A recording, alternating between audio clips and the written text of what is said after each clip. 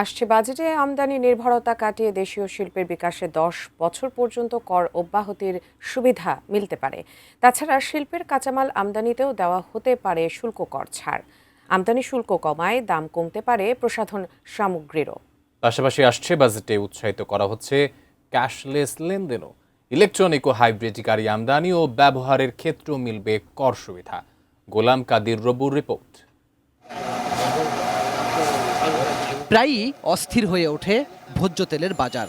অস্থির বিশ্ব রাজনীতি, ডলারের বাড়তি দাম আর কৃত্রিম সংকট সব মিলিয়ে প্রায়ই তেল নিয়ে তেলেসমাতির খপ্পরে পড়ে সাধারণ ক্রেতা।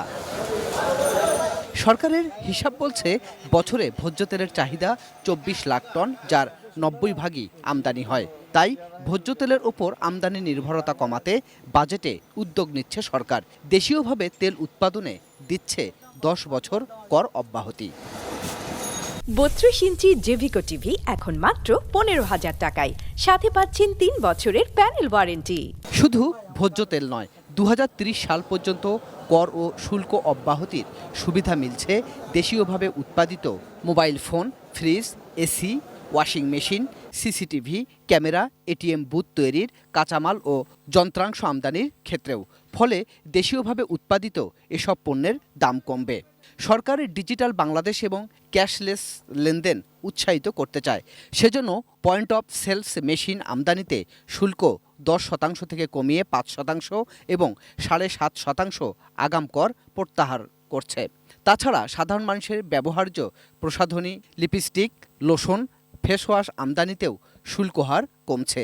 ফলে এগুলোরও দাম কমবে। জ্বালানি তেলের উপর নির্ভরতা এবং পরিবেশ দূষণ কমাতে সরকার ইলেকট্রিক গাড়ি এবং হাইব্রিড গাড়ি আমদানি উৎসাহিত করছে।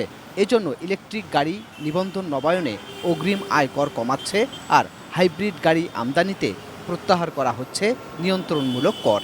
কৃষি উৎপাদন বাড়াতে এবং কৃষকের খরচ কমাতে কীটনাশক ও বালাইনাশক উৎপাদনে 36টি কাঁচামাল আমদানিতে ভ্যাট প্রত্যাহার করার প্রস্তাবও থাকছে এবারের বাজেটে। গোলাম কাদির রবু, এটিএন নিউজ, ঢাকা।